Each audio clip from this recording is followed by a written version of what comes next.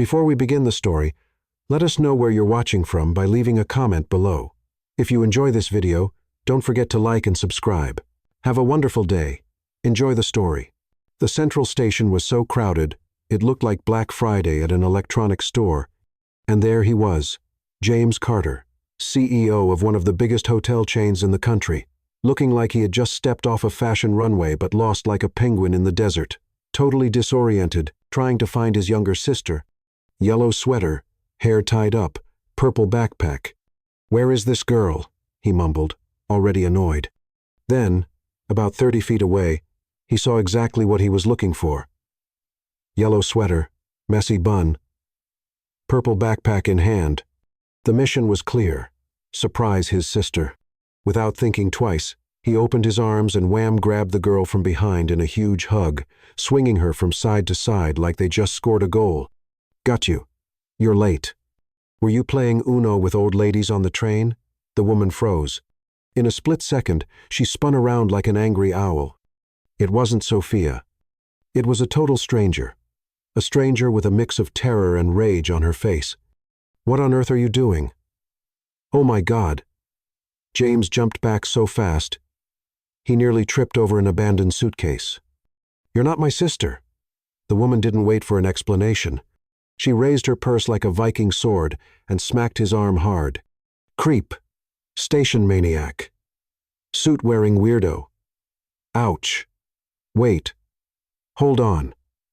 This is a misunderstanding." "Oh. Really? Is grabbing strangers your new hobby, going around hugging everyone like you're handing out flyers?" "I swear, I thought you were my sister." "Does your sister enjoy surprise hugs from men in suits who smell like expensive cologne?" James raised his hands like he was being arrested. "Okay, you're right. You're absolutely right. I messed up. I hugged the wrong person." She crossed her arms and looked him up and down. "What kind of person hugs a strange woman in a public station? It was a mistake, I swear. You're wearing the same sweater as my sister." "Oh, sure. Yellow sweater, official family uniform. You also have a purple backpack. And my sister said she would too. So, are you going to hug everyone with a purple backpack now, you lunatic?" "You're right. I acted without thinking, but you have a strong punch. Well done." My arm's still shaking. People were starting to look. A security guard was walking over but stopped when he realized it wasn't a real fight. It was better than Netflix. "Okay, ma'am, take a breath. My name's James, and I promise I'm mostly normal." "Normal? You're wearing a suit like you're buying the moon, and you think it's normal to grab a stranger from behind. Well, depends how you look at it." "Oh, no, don't start with the needy CEO jokes." "Okay. Okay. Peace. At least tell me your name, so I know who I'll be dreaming about when I get sued later." "Isabel. Isabel Torres. I'm waiting here for my mom. She's coming back from a trip to the countryside with a group of ladies who love bingo and dramatic soap operas." "Wow, sounds intense. Not as intense as being attacked by a millionaire at the station. Please, let's call it a poorly timed motivational hug." She rolled her eyes, but the corner of her mouth hinted at a smile. "All right, Mr. Motivational. Just don't make a habit of it." Before James could respond, a woman's voice called from behind. "James." He turned. It was Sophia, his sister, with the yellow sweater, tied-up hair, and no purple backpack. "There you are. I was late because some lady stopped me to ask if I was in a television soap opera." "Can you believe that?" James pointed at Isabel, still embarrassed. "So, I kind of mistook her for you and, well, I hugged the wrong person." Sophia looked at Isabel, then at her brother, then smiled with a mischievous grin that could melt chocolate in Alaska. "Are you dating?" "What? No. Oh my gosh, you finally found someone. Sophia, it's not like that. I just got confused. Wow, she seems nice and confident. You should date her." "Stop it. She already hates me." The best way to start a relationship is with some tension. It means there's chemistry. Isabel was already half laughing, pretending she wasn't listening. "We're heading out. It was a pleasure being mistaken for someone else. Next time, tell your sister to wear a construction helmet. Might help avoid CEO hugs." "That's a good idea." And again, I'm really sorry. It's okay. Just don't show up at my wedding, claiming it was love at first hug, all right? She walked away, smiling, and went to hug a short lady who just got off the train, pulling a pink suitcase covered in telenovela stickers. Meanwhile, James and Sophia were walking in the opposite direction. She really was a nice person, Sophia said, still holding on to the thought, it was a mistake. Funny, sure, but still a mistake. A mistake with a yellow sweater and a smile like an ice cream commercial. You should thank the universe. It's clearly trying to help you. If that was help, I don't want to know what sabotage looks like. You should date her, Sophia. I'm serious. It was fun watching you get all awkward. She balances you out, and she seems like the kind of woman who'd slap you when you deserve it. You need that. James sighed, but didn't reply. As they got into the car, he glanced back one more time. Isabel was still there, her mom pointing at something in a store window. She laughed again. He closed the car door. Okay, maybe I should have asked for her full name. Sophia smiled. You're going to dream about her tonight, I bet. James looked out the window and said, almost in a whisper, I already am. James was having one of those days where not even 1,000 cups of coffee would help. 3 meetings with investors, a presentation for the board, and Sophia calling every 20 minutes to ask if he'd looked up the girl in the yellow sweater on social media. For the last time, Sophia, I'm not going to stalk her. That would be creepy. Creepier than grabbing her at the station? You're never going to let me forget that, are you? Never. It's my new hobby. By the time night came, James was exhausted. Not even the thought of the 500 luxury rooms in his latest hotel project could lift his mood. He needed a distraction, and Sophia had the perfect one: the movies. There's a new romantic comedy about a guy who meets a girl after bumping into her on the street. Seriously, coincidences happen. They arrived at the mall just as the movie was about to start. The snack bar line looked like a restless snake, long and twitchy. James adjusted his sunglasses, his not-so-subtle disguise to avoid being recognized. You look like a hungover secret agent, Sophia said. Exactly what I'm trying to. He stopped mid-sentence. Just a few steps away stood Isabel. She was wearing jeans and a simple t-shirt with a sunflower print, laughing with a curly-haired friend who was gesturing like she was conducting an invisible orchestra. Sophia, don't look now, but too late. Sophia had already whipped her head around so fast it almost popped off. It's her. It's the girl from the station. She yelled with zero discretion. Isabel turned as if she'd heard a fire alarm. Her eyes widened when she saw James, who was now trying to hide his face behind his wallet. Seriously? Isabel laughed, walking over. The serial hugger is following me now? James lowered his sunglasses, defeated. I swear I didn't plan this. Uh-huh. I bet you planted a GPS tracker in my bag after you tackled me with that hug. Technically, you hit me with your bag in surprising strength, I might add. Isabel's friend nudged her. Who's the handsome guy in sunglasses indoors? Long story. Mia. This is James, the crazy CEO I told you about. The one with the killer hug at the station. Oh, the guy you said smelled like money and had a toothpaste commercial smile? Isabel choked and elbowed her friend. I never said that. James raised an eyebrow and smiled.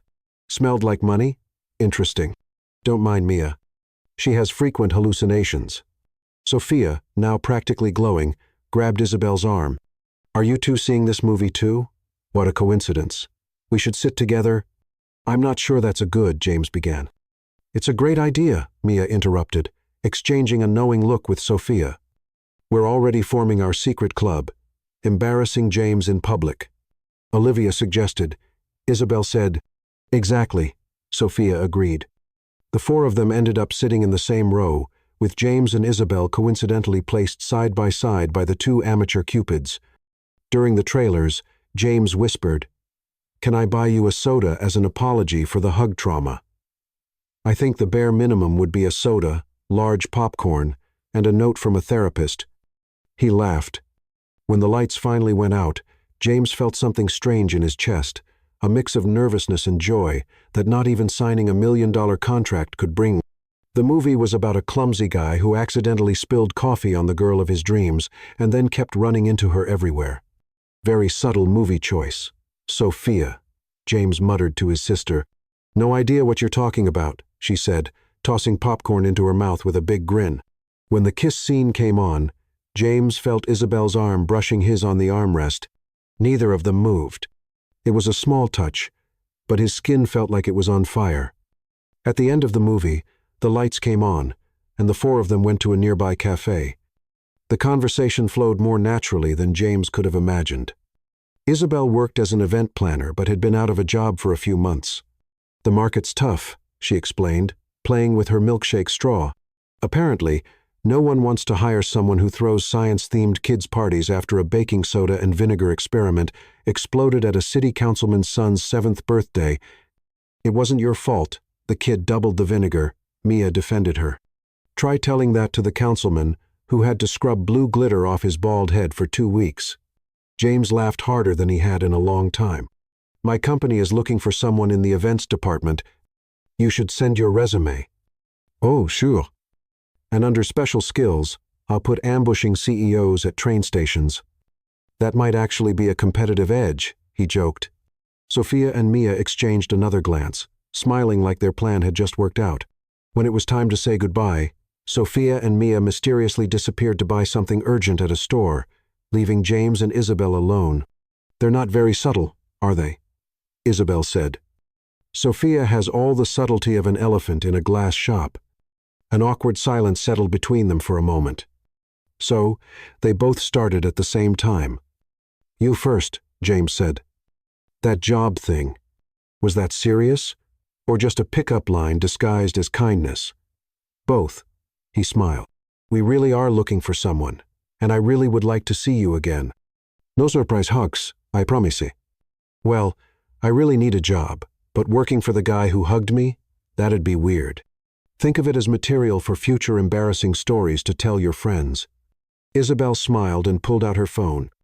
All right, give me your number. I'll send my resume tomorrow.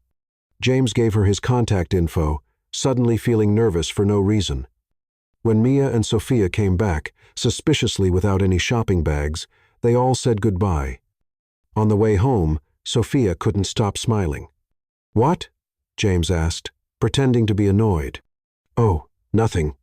Just thinking how I'm going to be a great maid of honor. We barely know each other.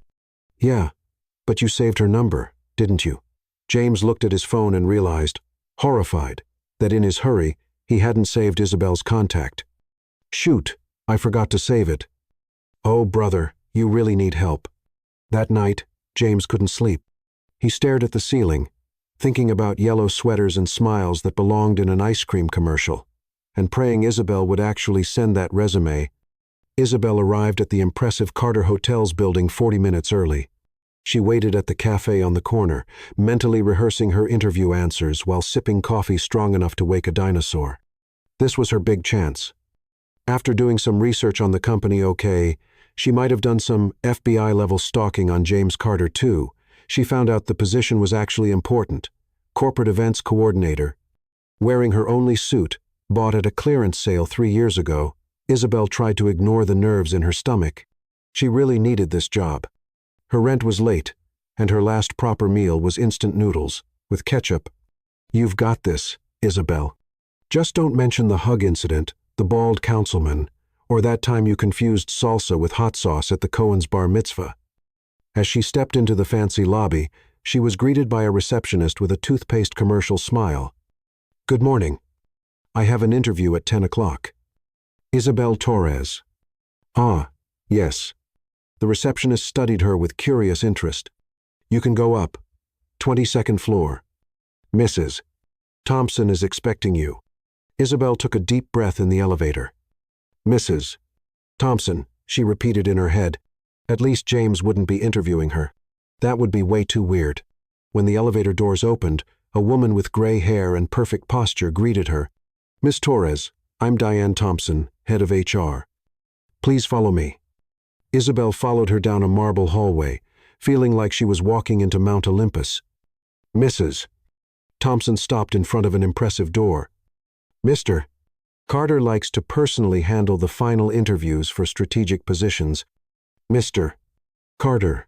Isabel's heart nearly stopped. Which one? James Carter, our CEO. He rarely does this. Consider yourself special.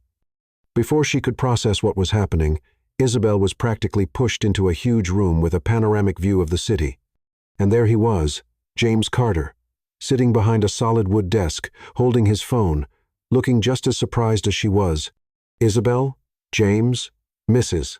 Thompson looked at both of them, confused. You know each other? James stood up quickly, adjusting his tie as if he needed something to do with his hands. Yes, we ran into each other recently. Literally, Isabel added. It was a very impactful meeting. James coughed, hiding a smile. Mrs. Thompson, could you leave us, please? I'll handle the interview myself. Once the door closed, they looked at each other in silence for a few seconds. James was the first to speak. So, you actually sent in your resume. Are you really looking for someone? Or was this just an excuse to see me again? James walked around the desk, leaning against it with his arms crossed.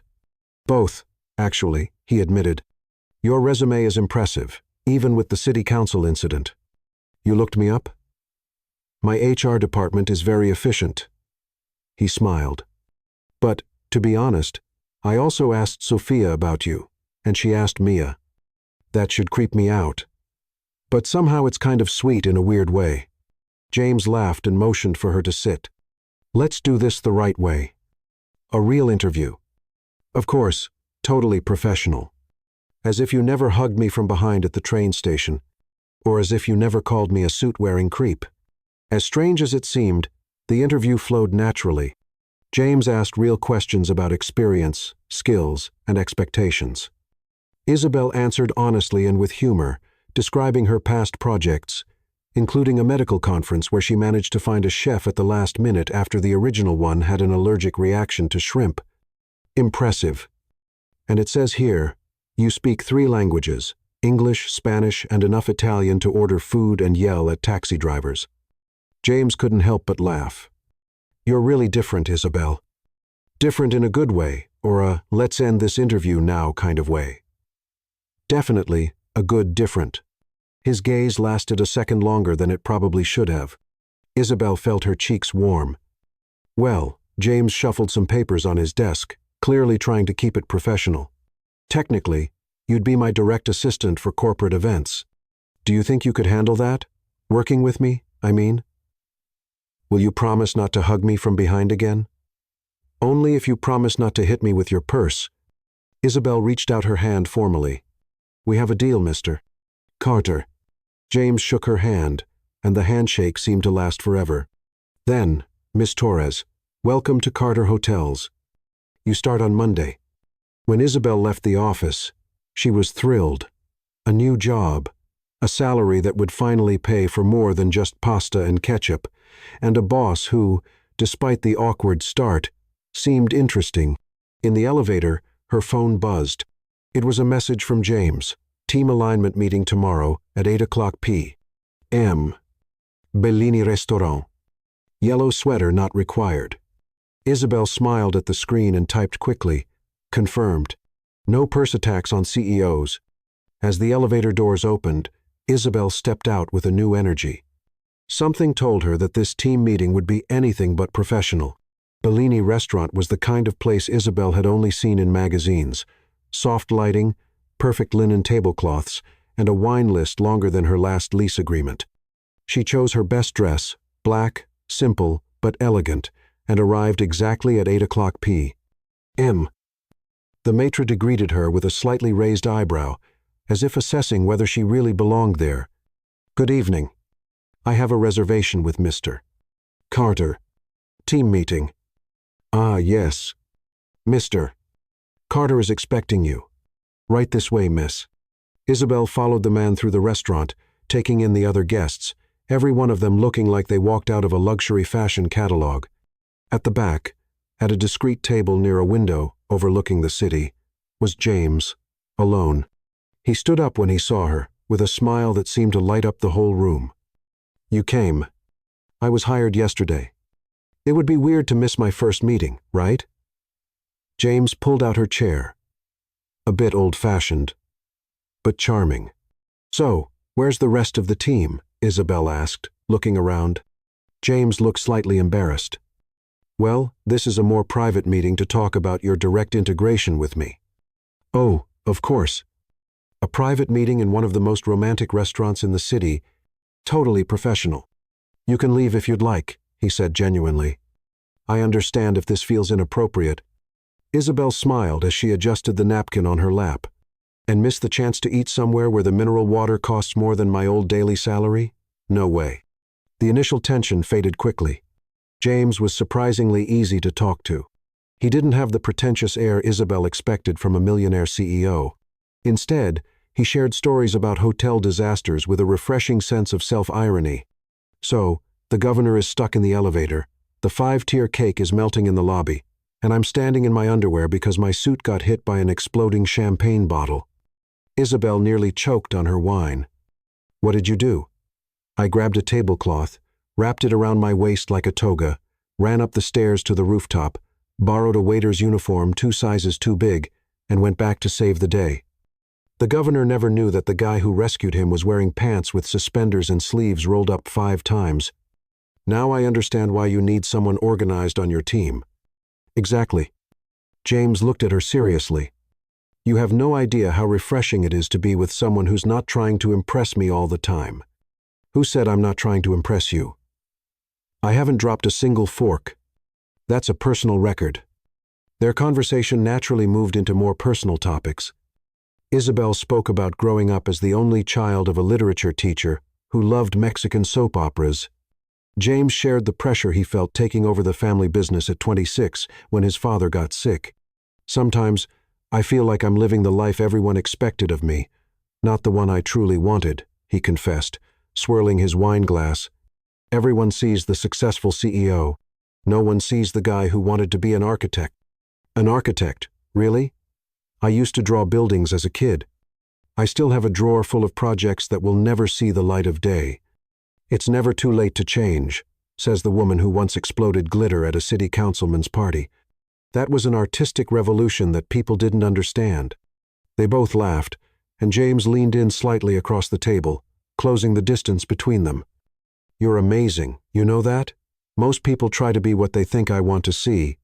Well, I already hit you with a purse. I think we're past trying to impress each other."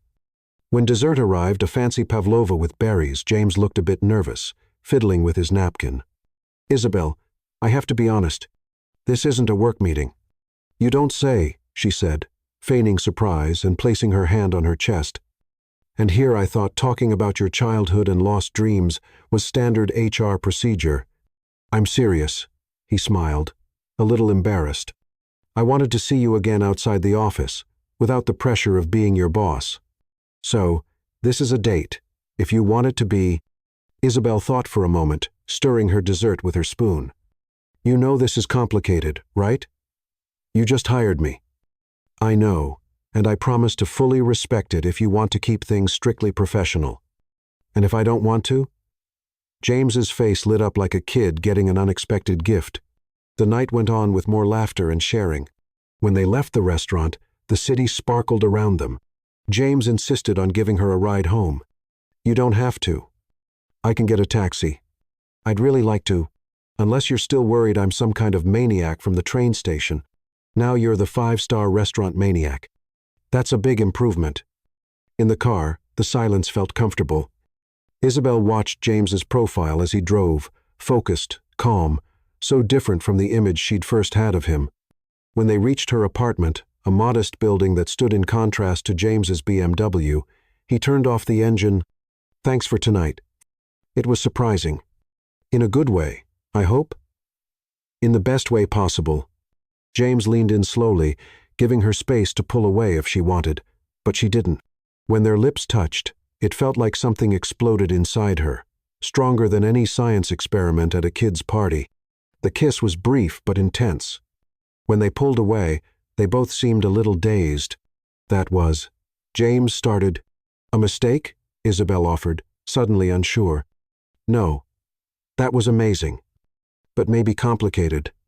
Very complicated. Should we pretend it didn't happen?" Isabel bit her lip, thinking. "Professionally, yes. Personally, I think I'll remember that kiss every time you ask me to schedule a board meeting. James smiled, gently touching her face. Monday. Work. Professionalism. Right? Right? Totally professional. I won't even remember that I once called you a pervert in a suit. She got out of the car, gave a quick wave, and went into the building. When she closed her apartment door, Isabel leaned against it and slid down to the floor with a silly smile on her face. Her phone buzzed. It was a message from James. Got home safely. Just letting you know I'll keep pretending nothing happened while thinking about it every 5 minutes. Isabel replied. Deal. See you Monday, Mr. Carter. Strictly professional. She added an angel emoji, threw herself on the bed, and screamed into her pillow like a teenager. Monday was going to be a long day. Isabel's first week at Carter Hotels felt like walking a tightrope while juggling flaming knives. During the day, she and James kept up the act of professionalism.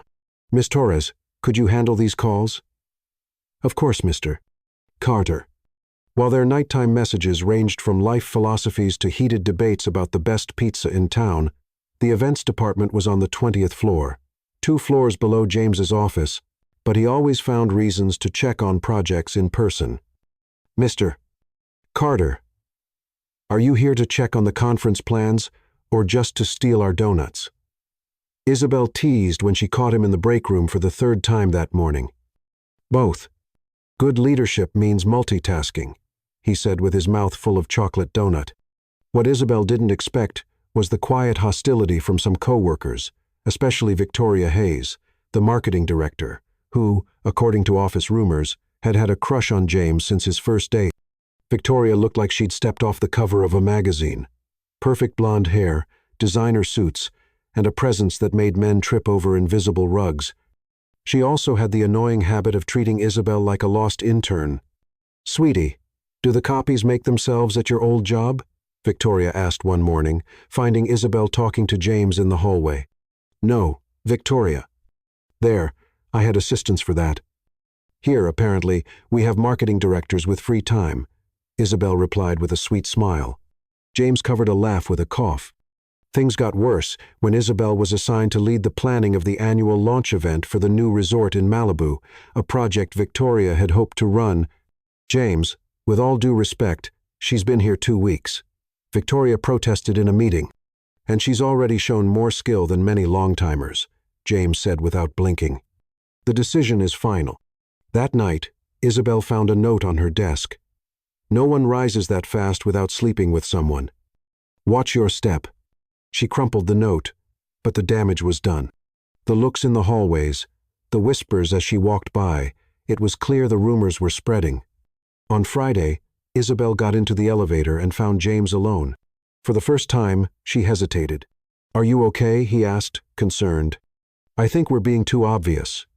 What do you mean? People are talking, James, about us, about how I got promoted so quickly. James frowned. Who's saying that? It doesn't matter, but maybe we should be more careful.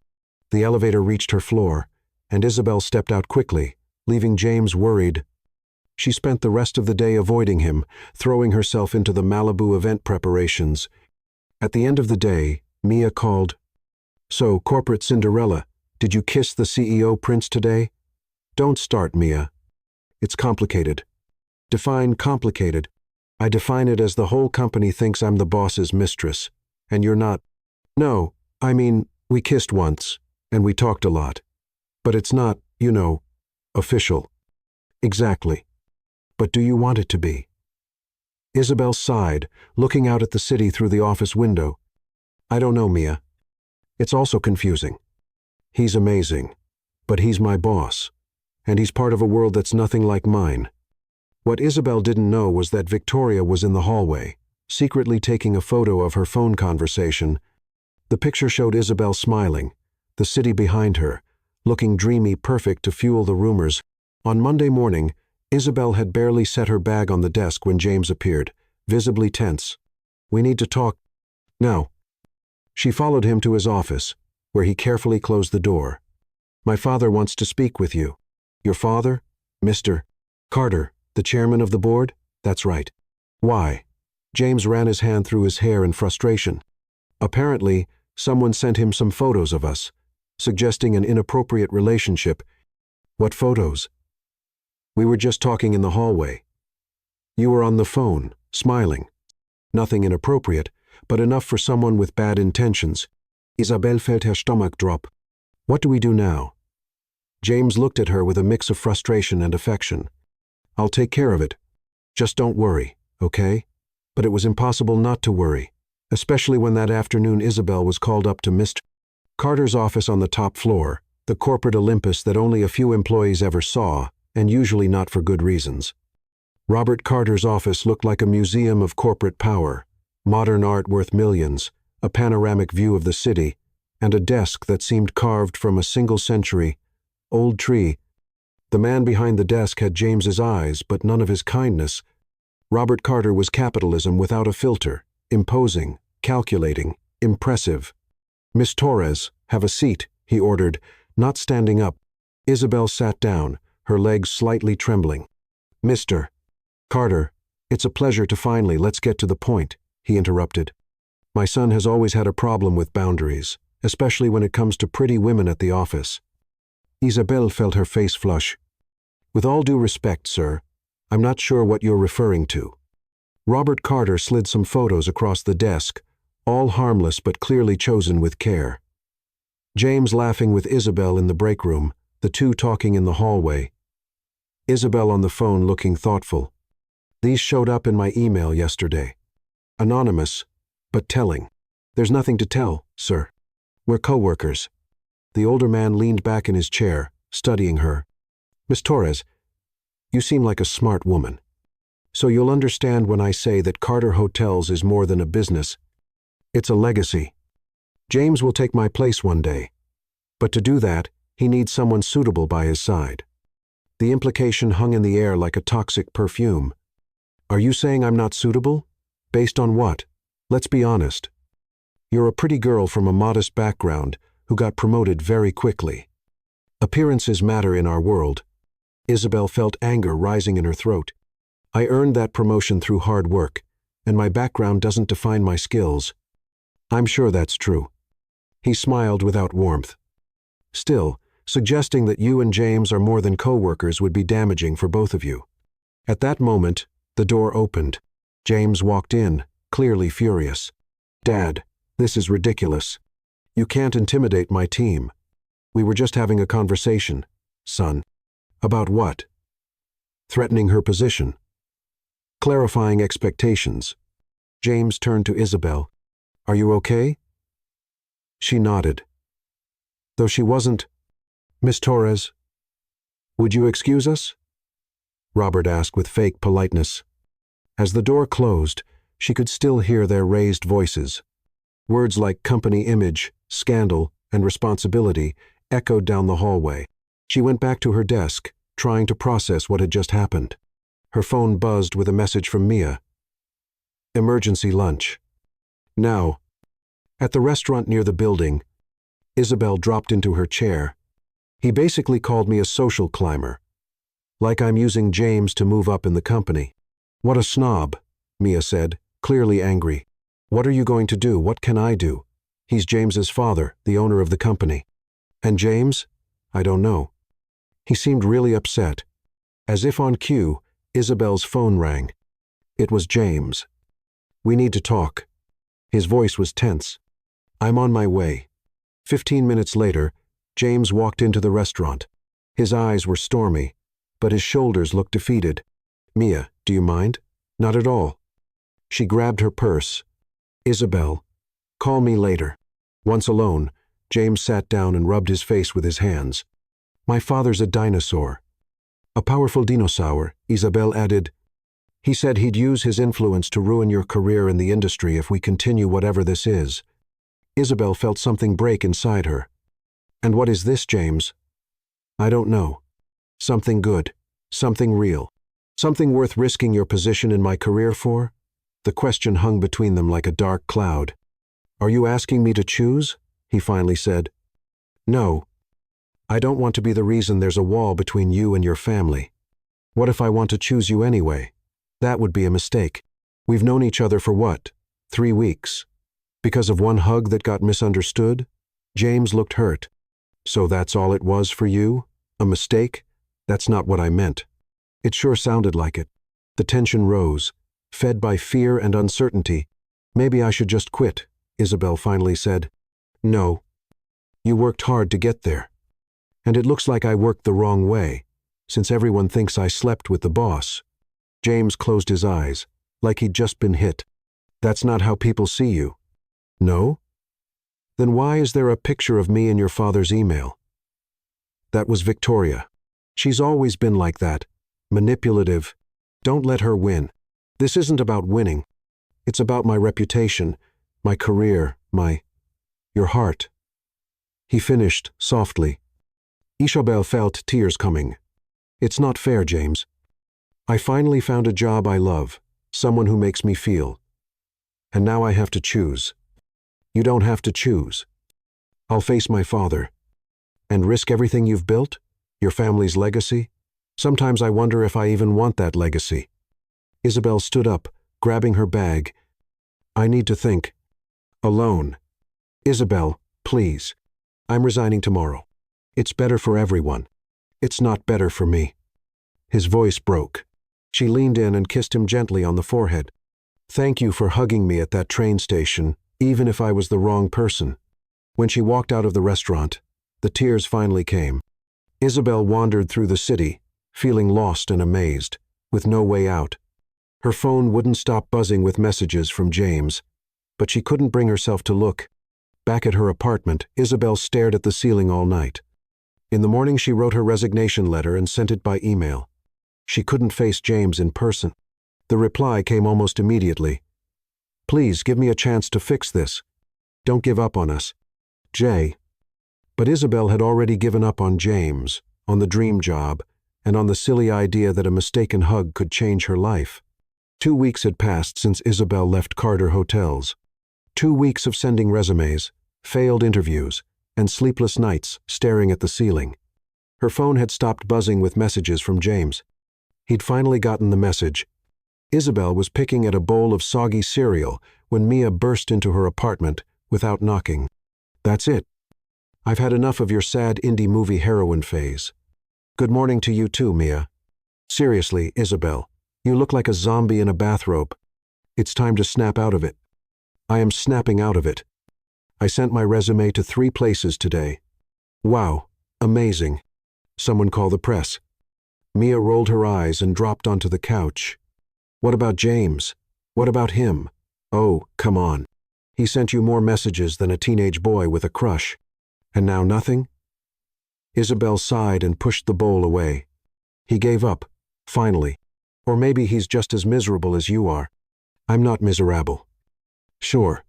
That's why you've been wearing the same shirt for 3 days, and you've got a collection of Chinese takeout boxes that could qualify as a historical site. Meanwhile, in James's office, things weren't much better. Piles of unsigned documents, canceled meetings, and an expression that made employees avoid him in the hallway. Sophia walked in without knocking, tossing a magazine on his desk. You're on the cover of Forbes, and you look like you got hit by a train. Kind of ironic, considering where you met her. Don't start, Sophia. You're a mess. I'm busy. Doing what? Staring out the window and sighing like some sick poet? James finally looked at her. What do you want me to do? She made it clear she doesn't want to see me. And you, the great CEO, just gave up. Where's the guy who closed that impossible deal in the Bahamas, who saved the Tokyo hotel from certain bankruptcy? This is different. Why? Because you actually care. Sophia sat on the edge of his desk. She made you smile, James. For real. The first time since you took over that chair. It's not that simple. It never is. But you've got 2 choices. Stay miserable or do something about it. That night, James was driving around the city with no destination.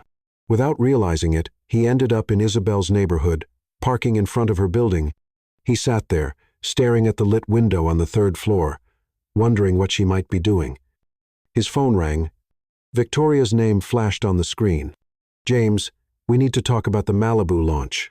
It's a mess since Miss Torres left. Not now, Victoria. I'm at the office. We can fix this quickly. I said, not now. James, I know you're upset, but the company can wait one night. He hung up, still looking at Isabel's window. Inside, she was trying to focus on a movie, but her mind kept drifting back to James. The doorbell startled her. Who is it? She asked through the intercom. Delivery for Isabel Torres. Curious. She went downstairs. There was no one at the front desk, just a package with her name on it. Inside, she found a phone with a sticky note. Press play. It was James's phone. Confused, she pressed the play button on the voice recorder app. Isabel, if you're hearing this, it means Sophia managed to deliver the phone. This is probably the strangest thing anyone's ever done, but I've been trying to say this for 2 weeks, and, well, I'm terrible with words when it really matters. His voice paused, and Isabel could hear him breathing nervously. I understand why you left. It wasn't fair to you all, that drama, the pressure, the accusations. You deserve better than that. But I need you to know that hug at the station? It was the best mistake I ever made. Isabel felt the tears starting to form. I know it sounds crazy.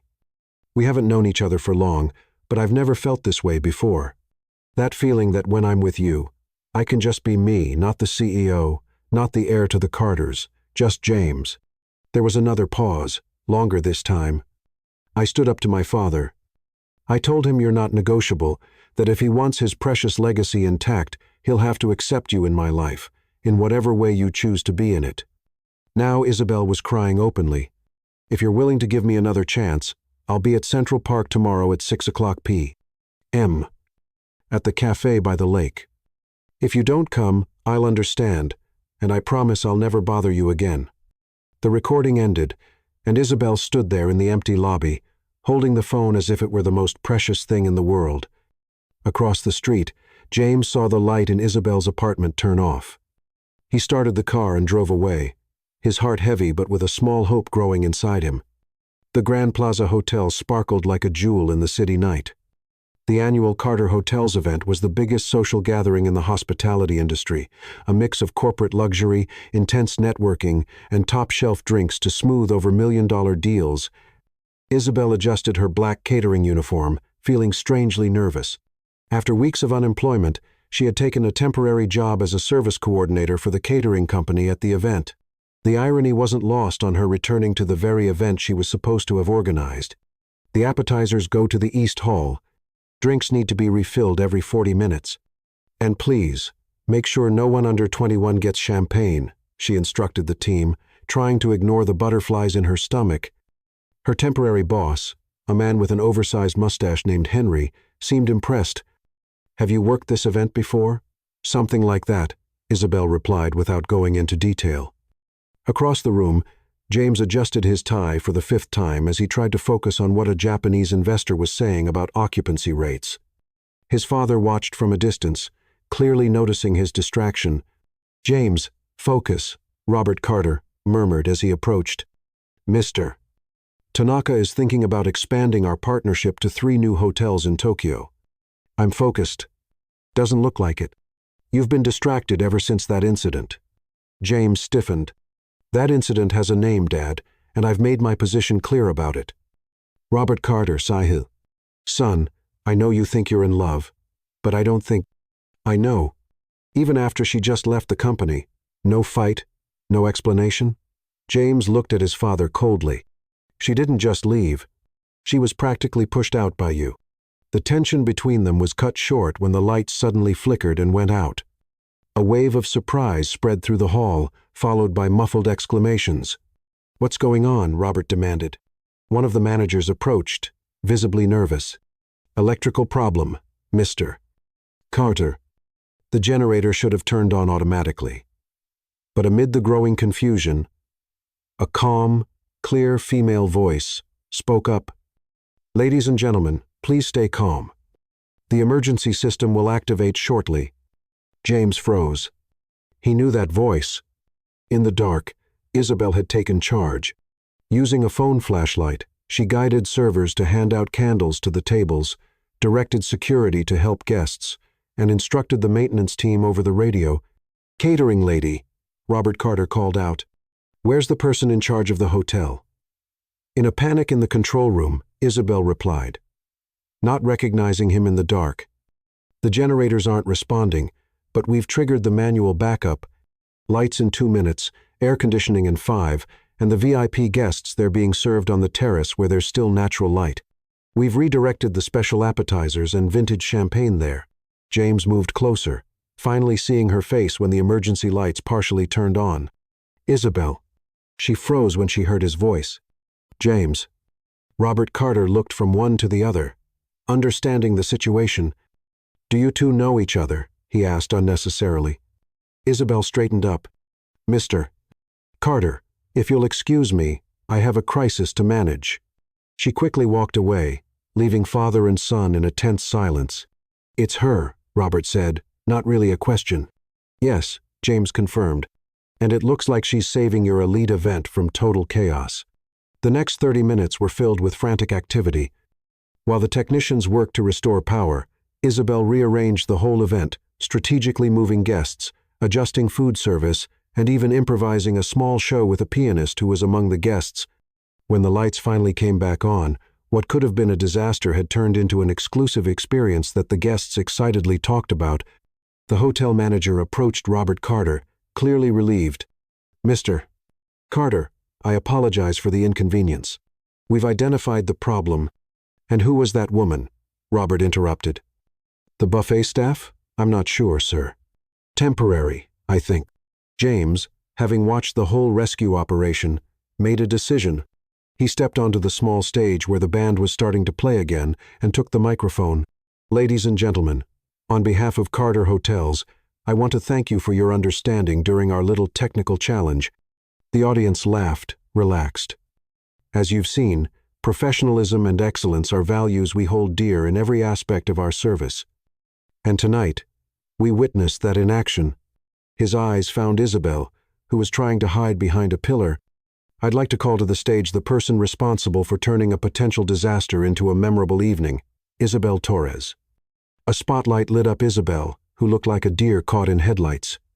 Reluctantly, she walked to the stage, aware of all the eyes on her. James extended his hand to help her up and whispered, "Trust me." Once she was by his side, James continued, "Miss Torres was once part of our team, and tonight she's shown exactly why we should never have let her go. Her ability to stay calm under pressure and find creative solutions is exactly what Carter Hotels stands for." The guests applauded, many nodding in recognition of the woman who had saved the night. And, if I may be a little honest, James's voice trembled slightly. She also represents something very special to me personally. A murmur of curiosity spread through the room. Robert Carter, sitting in the front row, straightened in his chair. Sometimes, life gives us opportunities disguised as mistakes, like hugging the wrong person at a train station. Tears started to form in Isabel's eyes, only to find out she was the right person all along. James turned to face her, completely forgetting the audience. "I was an idiot, Isabel. I should have fought harder. I should have shown you that you're worth any sacrifice. Because you are." The music had stopped. The entire room was silent. "Isabel," James murmured, embarrassed and emotional, "I'm not asking you to come back to the company. I'm asking you to come back to me, if you want." A single applause started from the back of the room.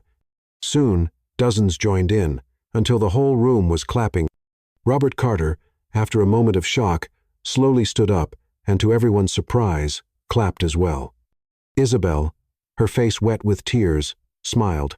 "That was incredibly unprofessional, Mr. Carter. Completely. Fire me." And there, in front of 300 of the most important names in the hotel industry, she kissed him.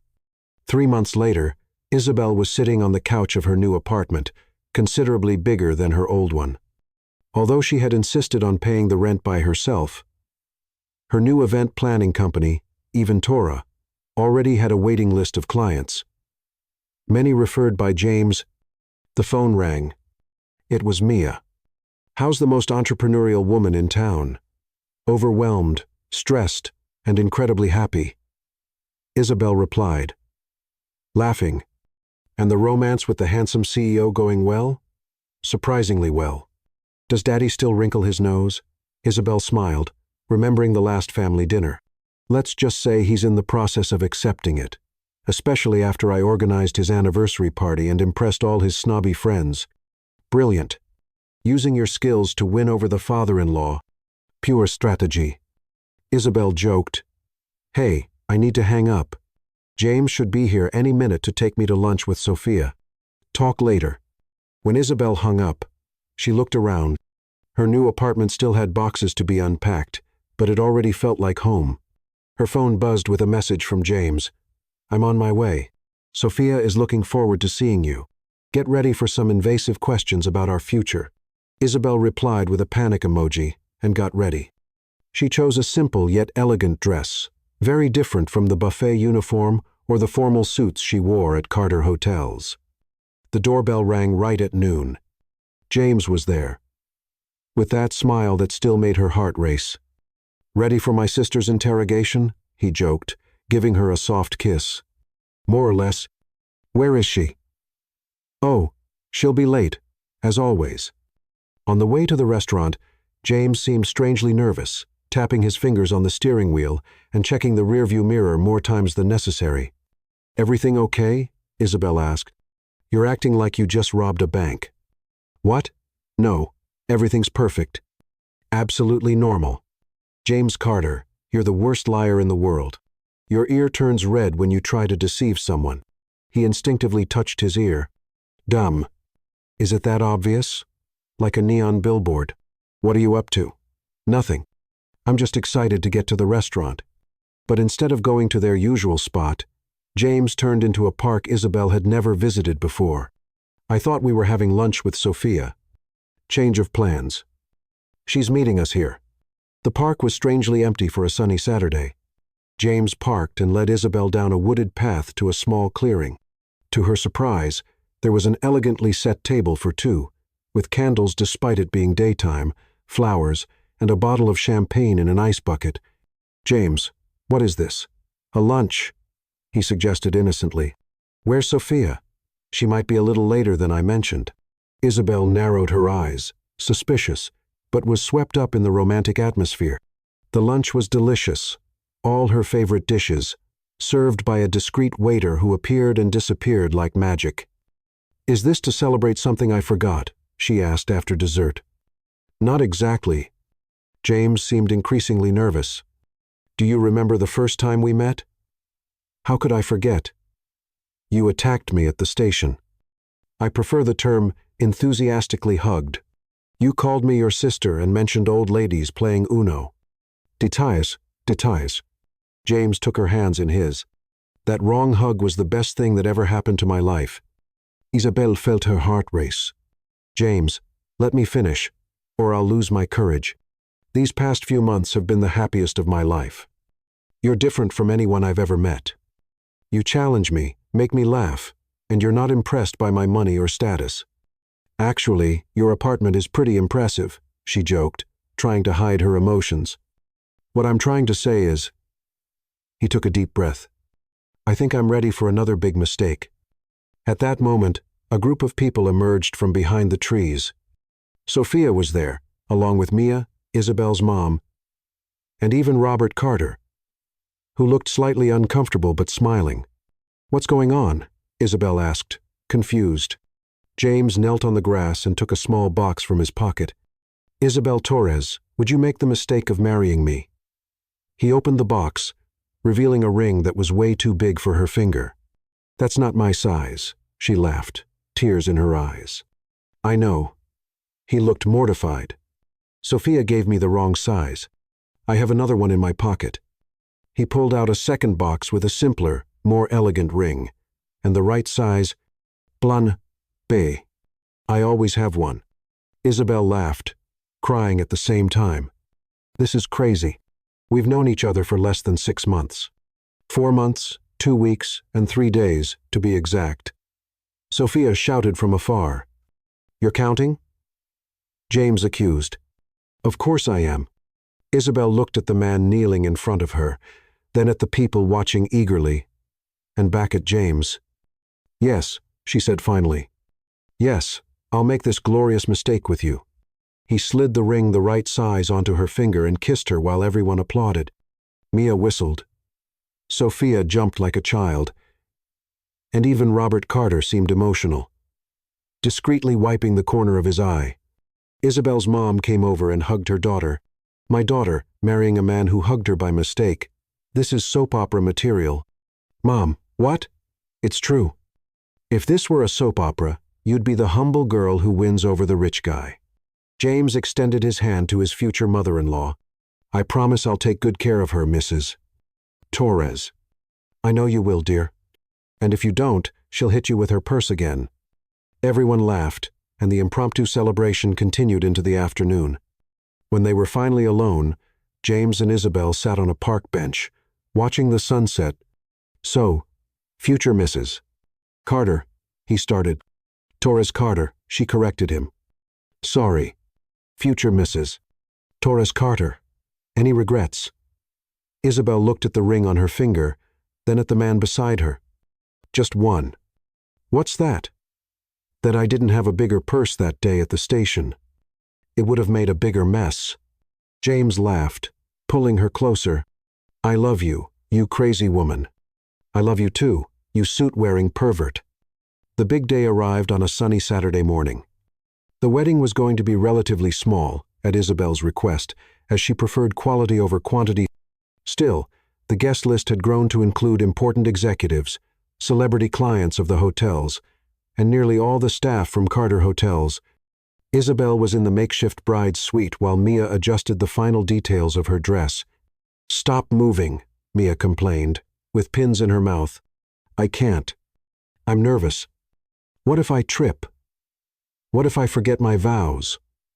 What if a meteor falls right in the middle of the ceremony?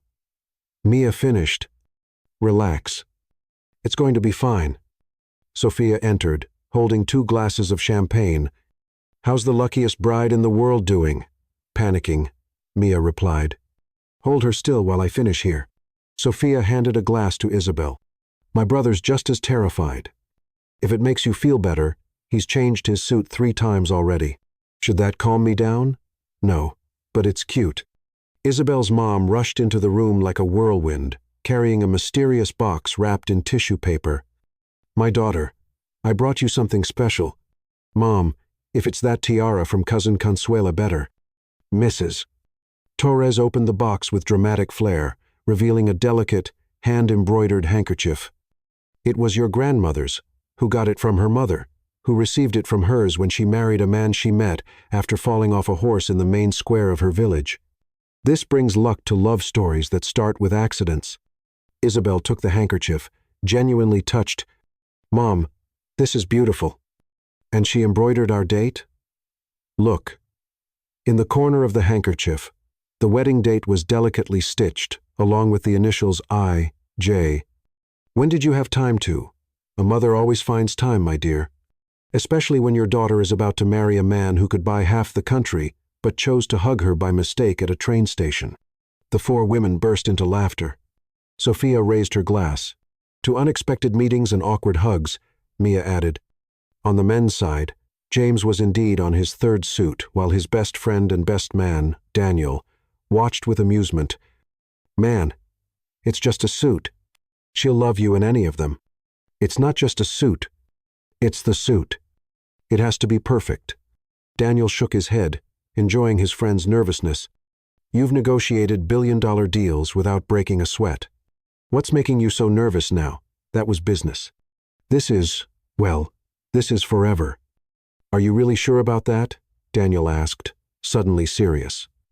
You've known each other for such a short time. James stopped adjusting his tie and looked at his friend. More sure than I've been about anything in my life. I know it sounds crazy, but it's like I found the missing piece to a puzzle I didn't even know was incomplete. Daniel smiled, satisfied with the answer.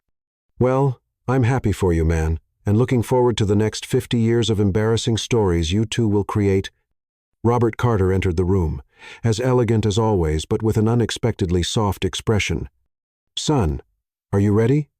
I think so, James replied, adjusting his tie for the 1000th time. Robert walked up to him, placing his hands on his son's shoulders. You know, I was wrong about her. I know. No, you don't understand. I was really wrong. She's exactly what you need, what our family needs. James looked at his father, surprised. Who are you? And what did you do with Robert Carter? The older man laughed, a rare and precious sound. Let's just say your mother made me see things from a different perspective, and maybe I realized I'd rather see my son happy than following the exact path I planned. Robert pulled a small blue velvet box from his pocket. This belonged to your grandmother. She asked me to give it to the bride who truly captured the heart of her grandson. James opened the box, revealing a delicate gold bracelet with small sapphires. Dad, she's going to love this. It's tradition. Her something blue. Oh, and one more thing. Your grandmother specifically said, for the girl who makes him laugh more than he cries. James swallowed hard, emotional. Thank you, Dad. In the garden, the guests were starting to settle in. The decorations were a perfect balance of elegance and simplicity, just as Isabel had insisted, despite protests from the event planners hired by Robert, who wanted something more extravagant. Henry, the man with the oversized mustache who had briefly been Isabel's boss, was now volunteering as the coordinator, directing guests to their seats with the same energy he used to direct waiters. He turned down my money offer, James said to Daniel, watching Henry work. He said he'd rather have the privilege of saying he organized the wedding of the legend of the events industry, who tamed the lion of hotels. You've got quite the nickname to live up to, Daniel laughed. The ceremony was set to begin at 4:00 p.m. The venue was the garden of the new mansion James had bought, against Isabel's protests, who still insisted on paying her share of everything. At 3:50 p.m. The DJ still hadn't arrived. At 3:55 p.m. Isabel's grandmother realized she had forgotten her dentures at the hotel.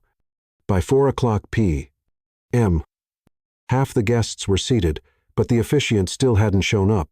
Surprisingly, Victoria Hayes, Isabel's former rival, had shown up to the wedding. Even more surprising was seeing her helping resolve the DJ crisis, connecting her own phone to the sound system and creating an emergency playlist. Let's just say paying for your Valentino dress was my way of saying sorry, she explained to a confused Sophia, who found her messing with the equipment. Besides, nobody deserves a wedding without music. Behind the scenes, Isabel wasn't just dealing with her own nerves but also calming her mother, who was alternating between uncontrollable crying and anxiety attacks about the reception. What if the rich guests don't like my family? What if they think our customs are strange? Mom, if there's one thing I've learned from living with James, it's that money can't buy taste or common sense. Half of these rich folks wouldn't know the difference between an opera and an episode of a soap opera.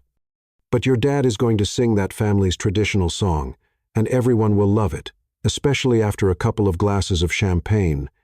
Mia peeked out the window. DEFCON 1. Isabel's uncle has already started telling the story about how he won a dance championship in 1979. How much alcohol has he had? Isabel asked, worried. Enough to think he can challenge Robert Carter to a tango duel. Oh my God. Isabel placed her hand on her forehead in theatrical despair. This wedding is going to feel like a failed cultural merger.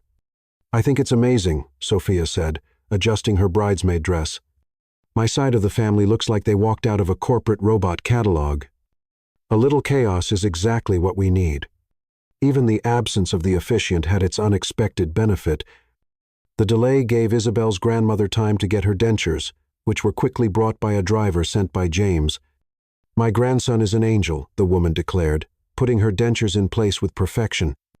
Just imagine sending someone to get an old lady's teeth so she can smile at the wedding. At 4:15 p.m., everything seemed to be ready. The DJ was improvising a playlist from Victoria's phone. Isabel's grandmother was smiling, now with her teeth. And the officiant had arrived, profusely apologizing for being late due to traffic. In the garden, decorated with lights and flowers, a peculiar mix of worlds was taking place. Executives in designer suits were happily chatting with Isabel's uncles about barbecue recipes. Elegant socialites were taking selfies with Isabel's mom, fascinated by her contagious energy. Even Robert Carter had been captured by a group of the Torres family ladies, who were teaching him basic salsa steps. "I never thought I'd see my dad dancing," James said to Sophia, watching the unusual scene. "I think Isabel has brought more joy to this family than years of therapy ever could." The moment had arrived. The music began. James waited at the makeshift altar, looking both terrified and ecstatic. Sophia, as the maid of honor, walked first, followed by Mia. Then everyone stood up. Isabel appeared, stunning in her simple yet elegant dress, walking down the aisle with her mother, who was crying uncontrollably. "Mom, you promised you wouldn't cry." "I lied, Mrs." Torres sobbed with no shame.